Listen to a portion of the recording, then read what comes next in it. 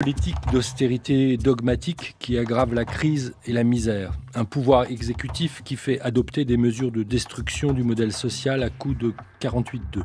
Une gauche social-démocrate qui soutient cette politique afin, dit-elle, d'éviter le pire. Un régime politique qui se présidentialise et concentre des pouvoirs exorbitants dans les mains faillibles d'un homme pas exagérément intelligent mais orgueilleux et buté. Le règne des entourages qui, par une logique de darwinisme inversé, celle de la courtisanerie, promeut les plus incompétents et les moins dignes, ceux qui sont prêts à s'avilir pour devenir des conseillers et donner dès lors à peu près tout autre chose que de réels conseils. Une dissolution ratée. Une seconde dissolution dangereuse, inepte, vu le contexte de croissance de l'extrême droite, mais demandée par cette même extrême droite et accordée en gage de bonne volonté. Une défaite cuisante aux législatives. Le refus de tenir compte des résultats des élections, la condamnation des extrêmes et la précision immédiate que certains sont plus extrêmes que d'autres et que ceux qui défendent la nation, les valeurs et la propriété seront toujours préférables à la gauche. Un milliardaire, mania des médias et habité par une mission de résurrection nationale qui bâtit un empire de presse et de cinéma pour imposer ses cadrages, ses thèmes et sa ligne à un pays qui plébiscitait la paix et la justice sociale. Des paniques morales en isthme, comme le bolchevisme culturel que l'on est bien en peine de définir, mais qui résume toutes les peurs liées à l'évolution des mœurs, féminisme, homosexualité, mode de vie urbain et à l'élévation générale du niveau d'éducation. Un gouvernement renversé dans des conditions humiliantes. Une autre dissolution, une autre défaite et de rechef le refus de tenir compte du résultat. Un gouvernement chargé des affaires courantes qui s'éternise. L'incapacité du président à nommer un nouveau chef du gouvernement. Des mois de réflexion au sommet de l'État pour échafauder le meilleur scénario qui permette de rester au pouvoir, malgré les élections et l'absence de majorité. Une politique de l'offre, ouvertement pro-business, faite de subventions aux entreprises et de crédits d'impôt. Des discours auto-justificateurs qui défendent cette ligne en clamant « Nous ne sommes pas le gouvernement des riches » et la meilleure politique sociale, c'est la politique de l'emploi. Un patronat qui applaudit et qui en réclame toujours plus. Des projets de réforme de la Constitution dans le sens d'un renforcement du pouvoir exécutif. Des intrigues de couloir permanentes. Un commentariat qui bavasse sur l'humeur du président, son dernier rhume ou l'ultime grommellement en date. Éternuement, fulgurance politique, décision majeure. En quête d'oracle et d'interprétation. Des libéraux autoritaires qui, au pouvoir, envisagent le recours à la force car ils savent bien que leur politique est impopulaire. Ces mêmes libéraux autoritaires qui souhaitent faire alliance avec l'extrême droite, qui recule car en veut trop et font finalement le pari de lui confier le pouvoir. Vous l'avez deviné, c'est de l'Allemagne de 1933 qu'il s'agit, mais que d'écho avec la situation contemporaine en Allemagne, où la CDU vient de nouveau de faire alliance avec l'AfD, mais aussi avec la situation française contemporaine. Et c'est précisément de ces analogies dont nous parlerons ce soir avec l'historien Johan Chapoutot, avec aussi, en deuxième partie, l'écrivain Éric Vuillard, dans une suite dans les idées dont la dernière partie d'actualité sera consacrée à rendre hommage à un sociologue américain, anglais, qui travaillait aux États-Unis, Michael Burawoy, qui est mort cette semaine aux États-Unis, donc dans ces États-Unis où la chasse aux sciences humaines et sociales a commencé dès l'investiture du président, mort écrasé par un chauffard au volant d'un SUV. Bonsoir, Johan Chapoutot. Bonsoir, Sylvain Bourmont. Vous êtes historien, vous êtes professeur d'histoire contemporaine à la Sorbonne et vous publiez dans cette belle collection NRFSL Les Irresponsables qui a porté Hitler au pouvoir. J'ai choisi de commencer par cette longue citation d'un extrait dont vous dites d'ailleurs à propos de cette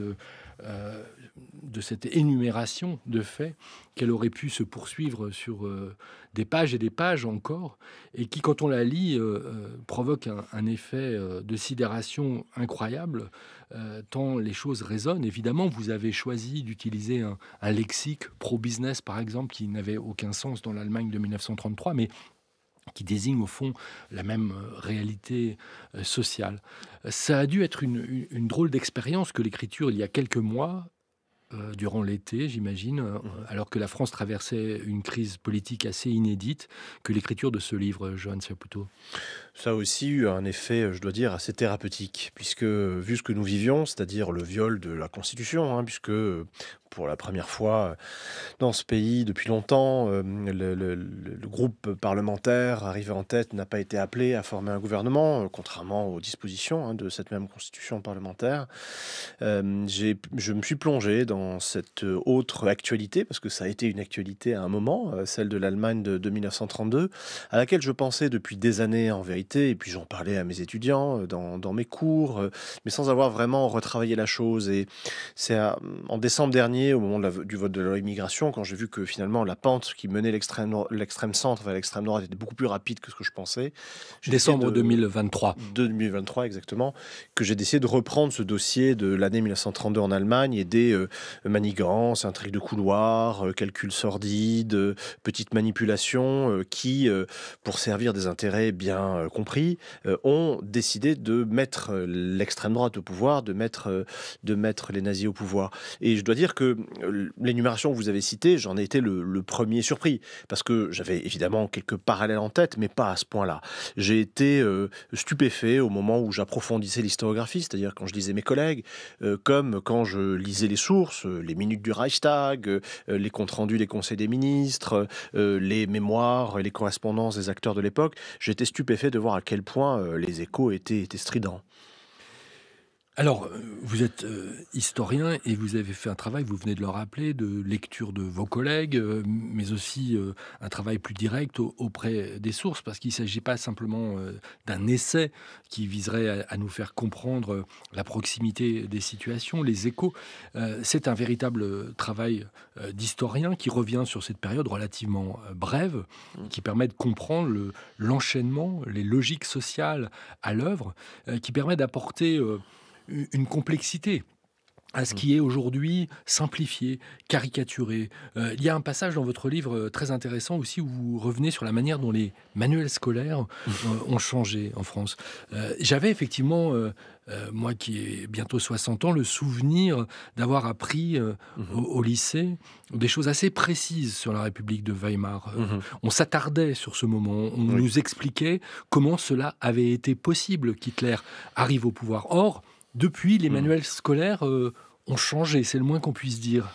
À juste titre, oui, on s'en étonne parce que, il a été un moment où on estimait que c'était un problème et une question majeure de s'interroger sur la disparition d'une démocratie au cœur de l'Europe au XXe siècle. Ce n'est pas rien. Manifestement, vu les programmes et vu les manuels, ce n'est plus une question utile à soumettre, à la gouverne des professeurs et puis à l'interrogation, à la réflexion des élèves.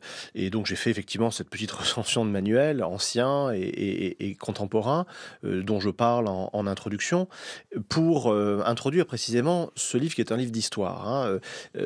C'est un livre d'histoire qui essaie de répondre à une question: qu'est-ce qu'il fait, qu'est-ce qui a fait que, dans un pays de haute culture, avancé, le pays le plus alphabétisé d'Europe, qui avait une constitution libérale parlementaire tout à fait remarquable, l'extrême droite soit arrivée au pouvoir. Et les explications que l'on produit d'habitude dans l'espace public, dans l'espace médiatique, sont toutes fausses. Et dans les manuels aussi, hein. Hitler Dans a les été manuels, en élu. gros, c'est le chômage et puis hop, il y a eu Alors, Hitler. il y a ça.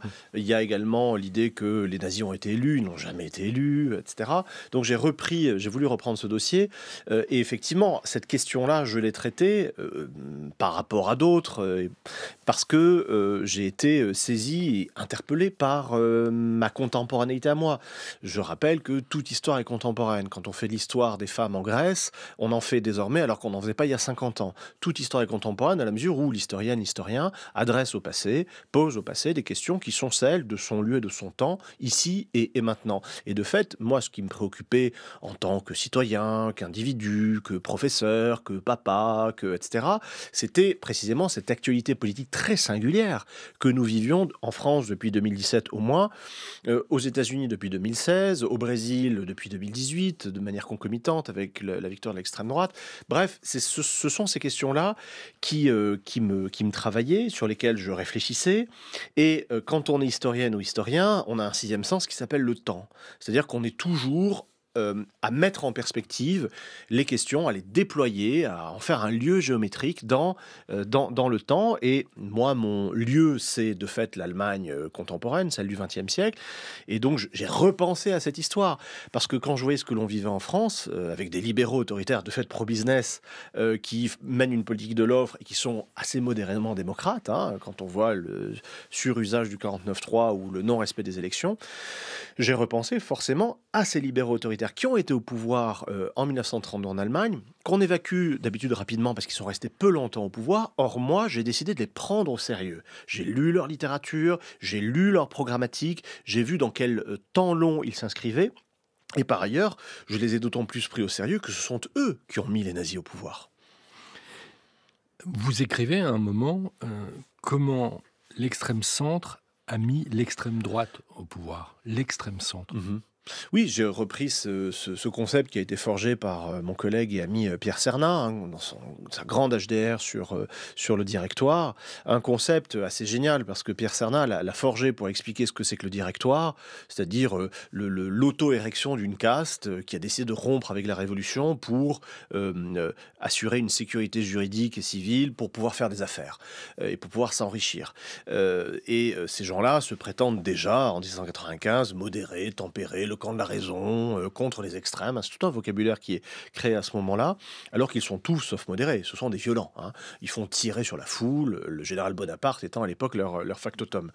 Et Pierre Cernat a bien montré que ce concept-là, qui était tout à fait heuristique pour comprendre l'arrivée du directeur au pouvoir, en fait, a une validité transhistorique. C'est-à-dire qu'il se déploie sur la totalité de la période jusqu'à aujourd'hui, hein, jusqu'au 19e et 20e siècle. Cet extrême centre a été souvent au pouvoir en France. Et il me semble que ce concept-là, que Pierre Cernat travaille pour la France, est tout à fait opératoire pour désigner, par exemple, les libéraux qui ont mis les fascistes au pouvoir en 1922. Hein, c'est toujours la même histoire, hein, quand même. C'est les libéraux qui mettent les fascistes au pouvoir en 22, et c'est les libéraux autoritaires qui mettent Hitler au pouvoir en 1933. Alors, on suit très précisément, au fond, l'agenda politique, la stratégie politique, parce que c'est bien de cela qu'il s'agit. On ne peut pas simplement, pour comprendre pourquoi Hitler est arrivé au pouvoir, parler de causes économiques et sociales, du chômage, de la crise de 29, etc. C'est-à-dire que on le voit dès le début de votre livre, où vous racontez, au fond, la façon dont un certain nombre de politicien allemand converti récemment à la République, finalement aimerait bien revenir à un pouvoir monarchique, à un autre type d'exécutif en tous les cas. Et comment ils essayent, ils testent, ils consultent des juristes pour voir comment cette constitution peut être malmenée, peut produire une pratique institutionnelle assez différente de la philosophie dans laquelle elle a été rédigée. L'enjeu, il est simple, il est bien posé par des comparaisons arithmétiques ou des dynamiques politiques. Hein. Ce qui s'appelle le centre bourgeois à l'époque, hein. Je reprends les termes allemands de l'époque, Bürgerliche Mitte, le centre bourgeois, représente en gros presque 50% de l'électorat en 1928. À l'automne 1932, ça n'en représente plus que 10%. Donc là, il y a une érosion qui est au-delà du massif. Et tout l'enjeu pour ces gens, c'est de rester au pouvoir en l'absence de socle électoral et en l'absence de consécration par le suffrage. Et donc, toutes les hypothèses sont envisagées. Et donc, je cite ce Conseil des ministres ahurissant du 10 août 1932, où le ministre de l'Intérieur de von Papen, qui est chargé du respect de la Constitution, expose la situation politique, décrit les 3 blocs, hein, déjà, qui sont au Reichstag, et énumère tous les articles de la Constitution que le gouvernement peut violer pour se maintenir au pouvoir sans suffrage. Et donc, j'insiste là-dessus pour bien montrer qu'il y a des acteurs qui ont des intérêts à défendre, qui ont des stratégies. Et parmi toutes les options qui s'offrent à eux, l'ultime, ça va être de faire alliance avec l'extrême droite. Et je le fais pour, d'une part, resituer le caractère, si vous voulez, indéfini du présent. Il n'y a pas de téléologie, rien n'est écrit en avance, tout est ouvert, tout est sur la table, comme on dit aujourd'hui. C'est vraiment des décisions d'acteurs. Et pour rompre avec cette mythologie qui plane comme ça quand on parle de l'arrivée des nazis au pouvoir, on parle de marée brune, on parle de poussée. Alors, on pense toujours toujours en termes de d'hydraulique. fièvre. Oui, d'hydraulique, de tectonique, de géologie, comme si on avait affaire, ou de fièvre, comme si on avait affaire effectivement à des phénomènes naturels incoercibles et qui ressortissaient à la nécessité et non pas au choix et à la liberté des acteurs. Et donc c'est pour ça que je développe à plusieurs reprises des analyses de type contrefactuel, pour bien resituer, encore une fois, le spectre des possibles qui s'ouvrait aux différents contemporains et ce qui a été décidé in fine. Et je le fais encore une fois parce que ce qui est dit d'habitude dans l'espace public ou même scolaire est faux. Corréler de manière nécessaire, si vous voulez, la crise financière, la crise économique, la crise sociale, la crise politique est faux. Parce que, au fond, ça me semble reposer sur des postulats qui sont frelatés, qui touchent d'ailleurs le suffrage universel sur lequel on fait peser un doute, ou qui fait peser un doute également sur les classes dites populaires ou laborieuses qui seraient menées à embrasser les extrêmes, vocabulaire de l'époque là encore, et singulièrement l'extrême droite. Or c'est faux. Toutes les études de sociologie électorale montrent que les ouvriers et les chômeurs ne votent pas majoritairement, et très loin de là, nazis. Qui vote nazi? Ce sont des classes moyennes, qui sont la clientèle captive généralement de l'extrême centre, qui sont épouvantées par l'idée du déclassement et qui achètent au fond un discours plus radical, plus violent, plus brutal que celui de leurs représentants habituels. Et donc il fallait remettre cela à plat pour bien montrer que généralement quand on dit ce genre de choses, la poussée brune, la marée brune, le caractère inexorable de la montée du fascisme, on ne fait pas de l'histoire, on ne fait pas de la politique, on fait de la mythologie sur des prémices relatées. Vous parliez d'histoire contrefactuelle. Vous y allez fort au début du livre, dans le prologue, puisque vous imaginez que von Papen, l'homme qui a réalisé cette alliance avec l'extrême droite et mis Hitler au gouvernement, est toujours vivant en 2019, qu'il a 140 ans. Et en fait, c'est un collectif d'activistes allemands qui vous a soufflé l'idée, puisqu'ils ont apporté la pierre tombale de von Papen devant le siège de la CDU à Berlin.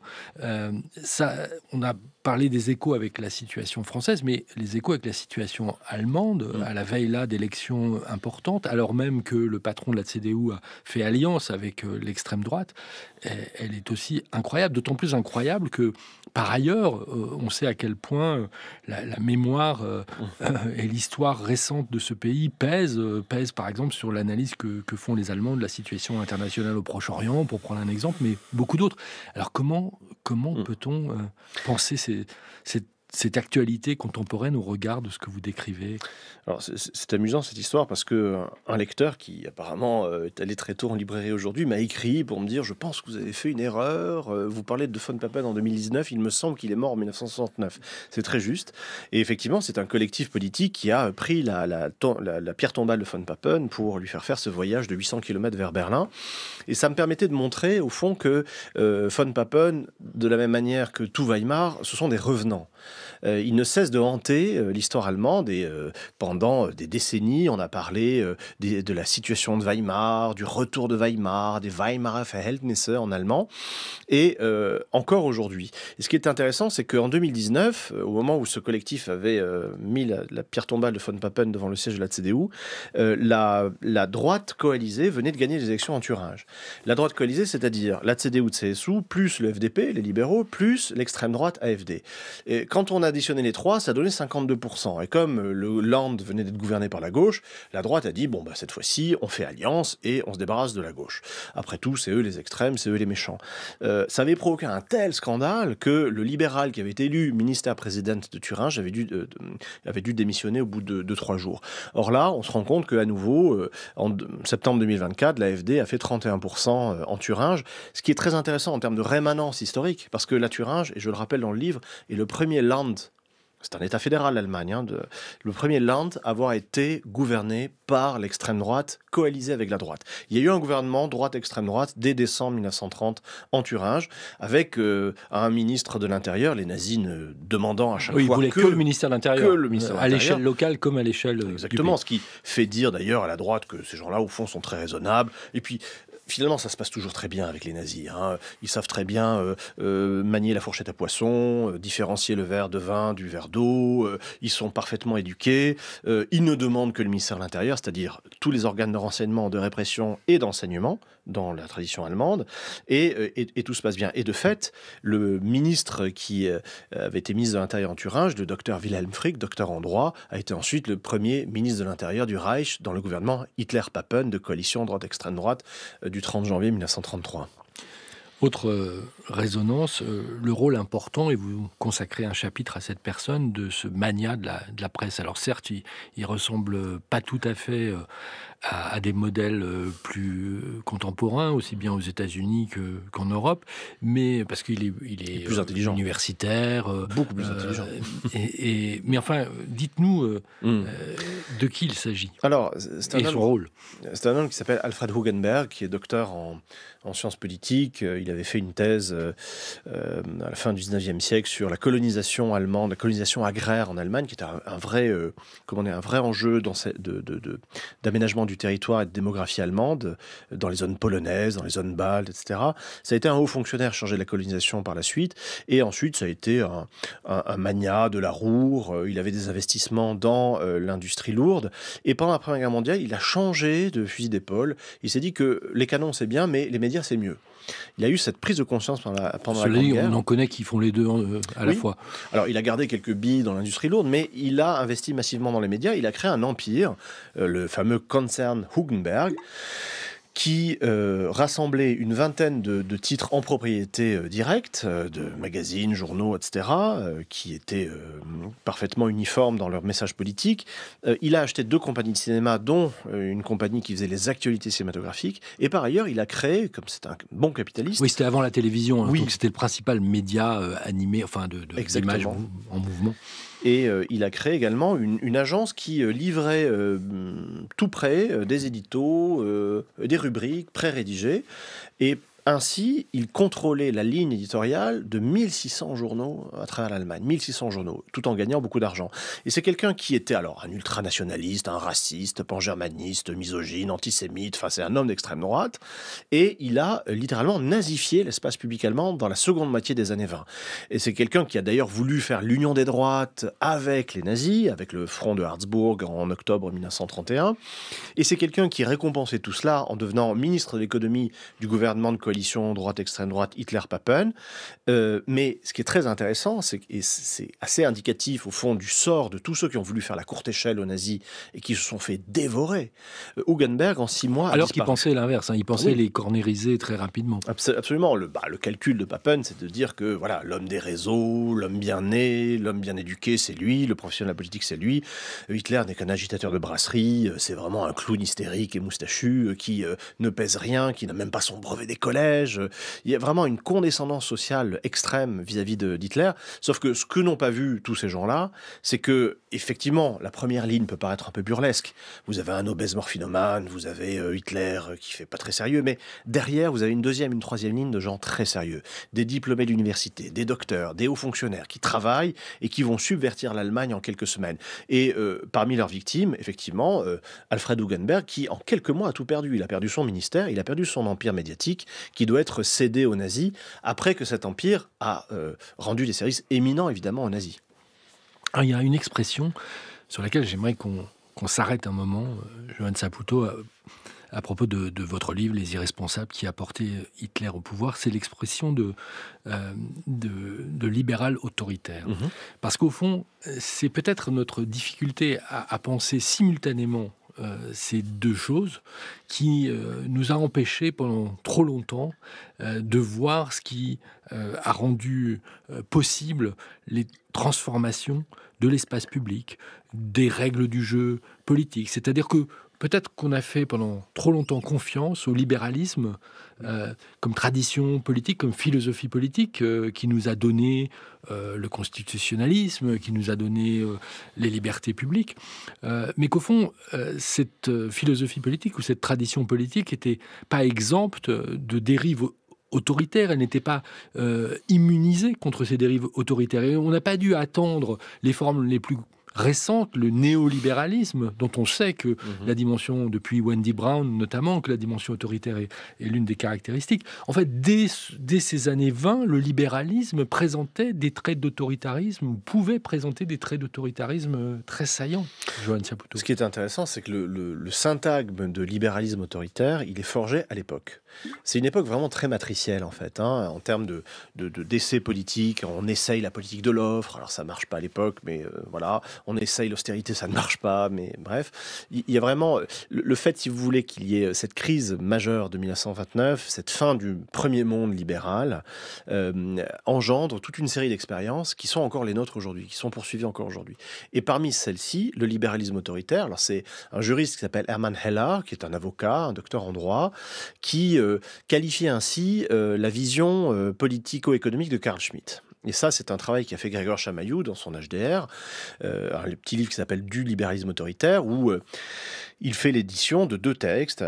Un discours de Carl Schmitt devant l'association des patrons, le club de l'industrie de Düsseldorf, où Hitler est venu parler d'ailleurs quelques mois plus tôt, où Schmitt définit un État fort qui serait en fait un État qui sait se réduire au régalien et ne pas envahir la sphère économique.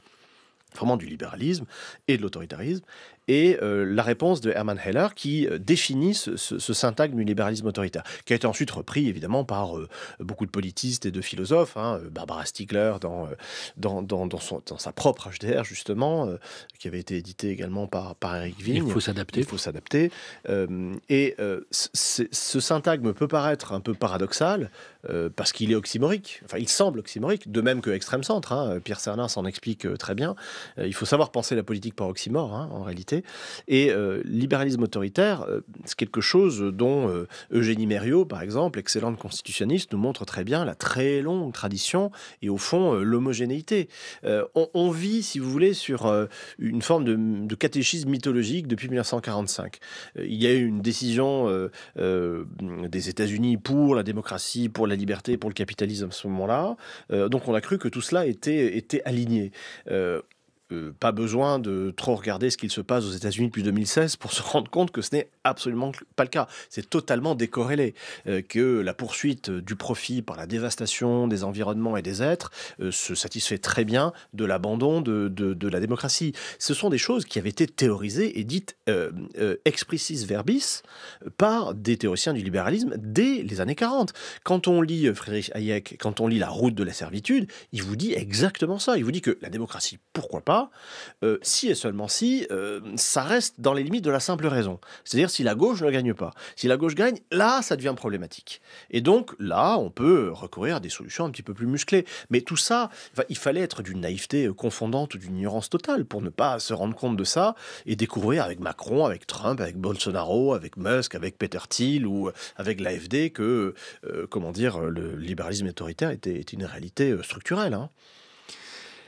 On a beaucoup entendu parler des juristes. On se rend compte qu'ils jouent un rôle très très important, parce que ce qui est en jeu et ce qui permet l'accession au pouvoir de l'extrême droite, c'est pas le vote, c'est plutôt les libertés prises avec la Constitution, avec les règles du jeu, pas seulement constitutionnelles, avec toutes les règles du jeu politique. Au fond, on voit que ces décisions, ces manières de tester, d'aller jusqu'au bout, de ne pas respecter les règles habituelles, c'est des petites choses qui font bouger peu à peu. Ça se passe sur quelques années, au fond. Avec des effets de cliquet, hein, on s'en rend compte, il en reste toujours quelque chose. Il faut voir que, et je le rappelle dans le livre, à partir de 1930, on change de régime en Allemagne, dès cette époque-là. C'est une république libérale parlementaire, où le Parlement gouverne. Et le seul problème, c'est qu'entre 1928 et 1930, vous avez un gouvernement de coalition entre la gauche et entre les sociodémocrates et la droite, un gouvernement de grande coalition dirigé par un social-démocrate. Alors, sociodémocrates sont des gens très tempérés, mais quand même, ils font passer quelques mesures sociales, dont une assurance chômage qui horrifie le patronat. Vous avez une brochure du RD RDI, qui est l'équivalent du MEDEF à l'époque, qui, à la fin de 1929, déclare la guerre au gouvernement en disant que c'est la fin de la civilisation si on continue dans la construction de l'État social. Et c'est ce qui décide l'entourage du président du Reich, qui est un homme de droite, le maréchal Hindenburg, à retirer le pouvoir au chancelier social-démocrate, qui se plie de bonne grâce à cela, et à nommer un chancelier de droite, le chancelier Brüning, qui va gouverner désormais non pas avec le Parlement, comme c'est la loi, hein, c'est la Constitution depuis 1919, mais sur le fondement de la signature présidentielle, lequel président va activer un article, l'article 48 alinéa 2 de la Constitution de Weimar, qui est un article qui donne les plein pouvoir au président en cas de situation exceptionnelle. Ce qu'avait pensé le constituant, c'était épidémie, catastrophe naturelle, invasion du territoire, révolution. Bon, là non, il s'agit tout simplement de l'ordinaire du gouvernement, faire passer une nouvelle taxe sur le tabac. De budget en fait. C'est des questions de budget, effectivement, à coût de 48,2. Alors, évidemment, à une unité, à une décimale près, on pense à autre chose, et pas pour rien, puisque de fait, et je le rappelle dans ce livre-là... Et oui, vous le rappelez, la Ve République, au fond, est née de l'imagination de juristes fascinés par Weimar. Oui. René Capitan, le premier, qui va influencer le René général Capitan, de Gaulle. Jeune juriste agrégé de droit nommé à l'université de Strasbourg, donc juste en face de l'Allemagne, qui lit l'allemand, qui lit Carl Schmitt, qui admire Carl Schmitt, et qui voit ce qu'il se passe, et qui, en décembre 1932, fait un article intitulé « Le rôle politique du président du Reich » pour dire que, au fond, la solution au problème de la France, ce serait une constitution présidentialiste dans la torsion qui a été opérée depuis 1930, dans la pratique présidentialiste du gouvernement à cette époque. Et c'est quelque chose, là aussi, que l'on ne dit pas dans le catéchisme qu'on nous récite. Le catéchisme qu'on nous récite, c'est le discours de Bayeux, sorti tout armé de la tête de Minerve, c'est-à-dire le général de Gaulle. Pas du tout. La généalogie de la Constitution de 1958, c'est Weimar, mais un Weimar qui a déjà péri, puisque c'est un Weimar d'état d'exception. Et ça, je le rappelle très précisément, parce que de fait, quand on habitue la population allemande et la vie politique allemande à l'exception permanente, et les nazis vont se couler dans ces pantoufles et sous cette couette avec délectation. Ils n'auront pas grand-chose à faire, au fond, puisque déjà, les catégories d'acceptation sont là. On est déjà résigné à accepter l'autoritarisme, à accepter les saisies de journaux, à accepter la suspension des droits fondamentaux et le caractère exorbitant des pouvoirs de police, parce que ce sont des choses qui se passent comme cela depuis 3 ans en Allemagne. À l'ordre du jour de la suite dans les idées, l'accession au pouvoir des nazis et d'Hitler en Allemagne en 1933. L'ordre du jour, c'était aussi ce roman d'Éric Vuillard qui a eu le prix Goncourt. Éric Vuillard nous rejoint pour continuer à parler de ce sujet avec Johan Chapoutot. C'est après un extrait du nouvel album de Pigeon Pete, Apple. Comment l'extrême centre a mis l'extrême droite au pouvoir en Allemagne en 1933. C'est l'ordre du jour de la suite dans les idées. L'ordre du jour, c'était le titre de votre roman, Éric Vuillard, Bonjour. Un roman paru au début de cette séquence politique française dont on a un peu parlé avec Johan Chapoutot. En 2017, ce roman a paru. J'imagine qu'à l'époque, vous n'imaginiez pas tout à fait ce qu'on allait vivre depuis et qui fait tant écho à ces moments historiques dont vous vous étiez saisi pour ce roman également. Non, enfin, déjà de toute façon, bon, évidemment sur l'origine d'un roman ou d'un texte, on a tendance, enfin comme pour l'origine de toute chose, à refaire rétrospectivement un petit peu le parcours. C'est un livre que j'écrivais au fond depuis assez longtemps et j'avais publié d'autres livres entre-temps. Ça faisait peut-être, je sais plus, 5, 6, 7 ans que je l'écrivais. C'est donc au fond d'un climat général dont il est question, plus que précisément de ce qui s'est passé en 2016 ou 2017. Je me souviens néanmoins de ma surprise, c'est que le livre était paru, je crois, entre les deux tours de l'élection et qu'il avait été interprété différemment avant et après. Qu'au départ, on l'avait interprété comme une critique de la montée des extrêmes et ensuite comme quelque chose qui s'adressait plus directement à ce qu'on appelle le capital. Donc on voit qu'en quelques jours, au fond, l'interprétation qu'on donne d'un livre varie, mais au fond, les deux valent à certains égards. Qu'est-ce qui vous avait conduit à l'époque, donc 5 ou 6 ans auparavant, à décider de vous attaquer à ce moment-là? Il y a plusieurs moments historiques dans le roman, mais à cette accession au pouvoir des nazis. Plusieurs choses, c'est qu'au fond, ce sont souvent, pour ma part, des détails. C'est-à-dire, je lis, moi, au long cours, je ne suis pas spécialiste d'une période, comme c'est le cas de Johan Chapoutot, donc je lis au long cours sur des sujets qui, comme tout le monde, peuvent voilà, m'intéresser, parce que ce sont des sujets capitaux, là, dans le cas, évidemment, de la Deuxième Guerre mondiale, de la Shoah, je regarde des films, etc. Et puis, tout à coup, des choses, des détails, des sortes de dissonances, au fond, par rapport au savoir que j'avais pu acquérir. Quelque chose me trouble et me donne envie d'écrire, suscite aussi, pour d'autres raisons qui sont purement littéraires, comme ça, un prurite.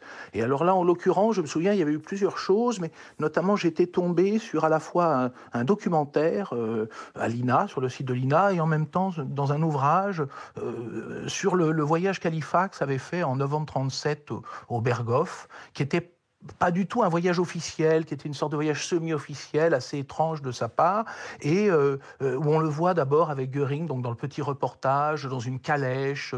Si je me souviens bien, il se retrouve dans une sorte de zoo. Donc il y a là quelque chose qui semble, pas comment dire, totalement pittoresque et bizarre par rapport aux événements qui sont déjà en train de se produire. Et puis surtout, il racontait lui-même dans ses mémoires, qui portent le titre de Fullness of Days, Plénitude des jours, ce qui est un titre étrange pour raconter tout de même la Seconde Guerre mondiale, où cet homme nous raconte que pendant cette visite, sortant de la voiture, il a son manteau sur le bras, et puis quelqu'un, il tend son manteau, il regarde les chaussures d'abord, et alors il emploie un mot qui en allemand signifie groll, de mauvaises chaussures, etc. Et donc il regarde le pantalon mal taillé qui nous décrit un instant, il tend son manteau en pensant que c'est un laquais, et en fait à ce moment-là, une voix le reprend et lui dit « c'est le Führer ». Et donc il dit c'était le Führer, et donc cherche à susciter au fond, après-guerre, en écrivant ses mémoires, une sorte de blague, de communauté avec le lecteur autour de cette scène. Or j'avais été, donc en écrivant cette scène qui m'avait tout de suite saisi, parce qu'elle a quelque chose de théâtral, d'un comique étrange, je me suis rendu compte qu'elle nous enseignait au fond quelque chose sur, je ne sais pas comment on peut appeler ça, une sorte de savoir anthropologique sur ce que c'est que l'aveuglement d'une élite. Comment, au fond, l'inégalité institutionnelle, structurelle, dans le cadre d'Halifax, héréditaire, il est donc habitué à un certain traitement social, il a des habitudes très fortes, vous voyez, qui sont, on peut dire, quasi innées, eh bien, fabrique une sorte de cécité, de mépris, de morgue. Et au fond, ce qui avait de très étrange dans ce passage, c'est qu'évidemment, au début, on voudrait bien rire avec lui, se moquer d'Hitler, on est tous d'accord, mais on se rend compte qu'on rit jaune, puisqu'on est au fond en train de rire d'Hitler pour la seule raison pour laquelle on ne devrait pas rire, c'est qu'au fond, il est du même milieu qu'Halifax et que lui a effectivement de moins bonnes chaussures et des pantalons moins bien taillés. Et du coup, voilà, c'est ce point-là bizarre d'un humour au fond problématique, enfin oblique, biaisé, qui m'avait donné envie d'écrire, avec d'autres scènes évidemment sur lesquelles j'étais tombé, et notamment autour de ce, je sais pas comment dire, pas un thème, mais quelque chose que j'essayais de comprendre et saisir, c'est l'ambiance d'une élite, des manières de faire, de voir, de dire, et même là, vous voyez après-guerre, c'est-à-dire comment on apprend, comme s'il n'apprenait rien, si vous voulez, de dire et de faire, qui constitue une sorte d'aveuglement, une sorte de rapport au réel problématique. Alors ça, c'est la contribution que la littérature ou le cinéma, vous faites référence à Michael Haneke aussi, par exemple, dans votre livre, pour essayer de comprendre ce qu'étaient ces agrariens en particulier. Ça, quand on est historien, on est forcément sensible à ces contributions que la fiction peut apporter, Johan Chapoutot. Oui, alors bon, j'ai beaucoup lu Éric Viard, et je m'en délecte, et justement je trouve qu'il y a chez Éric un art du portrait qui est quasiment de l'eau forte en fait, hein, dans la définition de ces idéotypes ou de ces types sociaux d'élite autoproclamée, enfin d'élite patrimoniale. Moi j'appelle ça des élites patrimoniales parce que ça n'a rien d'élitaire au fond, hein, ça n'a rien d'excellent. Ce sont des gens assez bêtes, hein. Von Papen est un idiot, d'autant plus idiot qu'il se croit très intelligent, et ces gens-là au fond ne sont élites que parce que ils sont là par hystérèse, hein, par vitesse acquise, par force acquise. Et je trouve que c'est avec son art de l'eau forte, c'est ce que fait Éric Viard, hein, dans ses livres. Alors il y a l'ordre du jour, il y a aussi Une sortie honorable, hein, qui est un portrait au vitriol de ces pseudo-élites de la 4e République, financière, industrielle et politique, avec un art du portrait que j'ai essayé aussi de pratiquer dans ce livre. Oui. Et des tupes, comme on dit en allemand, qui rappellent les photos de Zander, par exemple, à certains égards. Éric Vuillard, qu'est-ce que ça vous a fait de vous replonger dans cette période, dans ce matériau historique? J'imagine que vous l'aviez beaucoup côtoyé pour écrire l'Ordre du jour, mais vous avez lu récemment le livre de Johan Chapoutot. Oui, tout à fait. En même temps, c'est très différent puisque Johan Chapoutot prend les choses plus avant et, comme vous le disiez tout à l'heure, vraiment dans le détail. Alors, la première chose, c'est le livre m'a beaucoup intéressé, beaucoup plu, puisque c'est à la fois donc un livre d'histoire qui déplie très finement chaque petit événement et qui distingue au fond parmi ces nombreux événements qui sont produits pendant cette courte période, mais qui est une période particulièrement tragique et riche au fond, qui distingue parmi eux les amorces au fond des tournants majeurs, qui sont pas forcément ce qu'on croit, vous voyez. Et au fond, c'est comme si, partant d'une base très concrète, il pratiquait une sorte de philosophie politique au fond et nous permettait d'y voir un petit peu plus clair. Alors, l'exemple, je crois que vous parliez tout à l'heure du moment où Brüning donc il mène une politique de déflation, se heurtant au scepticisme de l'opposition social-démocrate, légifère par ordonnance. Bon. Johan Chapoutot nous raconte dans le détail comment la mesure est annulée donc à la demande du Reichstag grâce à une motion donc qui est déposée par le SPD, et à ce moment-là donc Hindenburg, le président, dissout le Parlement et il profite d'un vide juridique pour aussitôt reprendre cette ordonnance. Et à ce moment-là, donc, Johan Chapoutot nous montre comment, au fond, en utilisant deux droits qui se trouvent effectivement dans la Constitution, mais dont le législateur, évidemment, enfin le constituant n'avait pas prévu qu'ils soient utilisés concomitamment, au fond, ruine en quelque sorte la Constitution et son esprit. Et voilà comment, au fond, on passe à une sorte de démocratie nominale. Et je crois qu'alors ça, donc, c'est le premier point qui m'a beaucoup intéressé, c'est la façon dont Johan Chapoutot arrive à préciser, à cerner comme ça un certain nombre d'événements et à en tirer vraiment quelque chose. D'autre part, le fait de reparler de mon livre me fait songer que dans le sien, je suis tombé sur... Il y a un passage qui m'a particulièrement frappé, qui est le moment où il décrit comment Hindenburg, devenu président de la République, crayonne le texte de la Constitution et souligne tantôt en bleu, tantôt en rouge. Et on apprend donc par Johan Chapoutot que le rouge, dans les rapports et les cartes d'état-major, sert à noter ce qui concerne l'ennemi. Et là, en fait, on a donc toute une conception, nous dit Johan Chapoutot, sa conception des pouvoirs de la République et de leurs rapports, qui passe par ce simple jeu de couleurs. Vous voyez, il crayonne, j'ai le droit de dissoudre, les parlementaires ont le droit de faire ça. Donc, aussitôt, il envisage le Reichstag, le Parlement, comme étant un ennemi. Et alors, ce qu'on apprend là, c'est qu'au fond, à travers une petite notation, un détail, c'est comme si on lisait dans les entrailles tout à coup d'Hindenburg. C'est-à-dire, au fond, il a sans doute en tête quelque chose comme cette dichotomie schmittienne de ennemi-ami. Seulement, comment dire, elle est peut-être aussi en partie inconsciente. C'est quelque chose qui est en train de parler, tout comme Halifax, lorsqu'il passe son manteau, voyez Hitler le prenant pour un laquais à cause de ses chaussures. Et bien là, Hindenburg, au fond, est dans une position qui est pour lui innée et qui sort à travers cette façon de considérer le Parlement et de noter au rouge, qu'au fond, il a été élevé, il a grandi et il possède une structure psychique et intellectuelle profondément antidémocratique, et qui est donc trahi par ce simple jeu de crayons rouge et bleu. Et puis là, ce que vous évoquiez aussi tout à l'heure, c'est que ce qui m'a beaucoup frappé dans le livre et qui, je trouve, est très réussi, très intéressant, c'est évidemment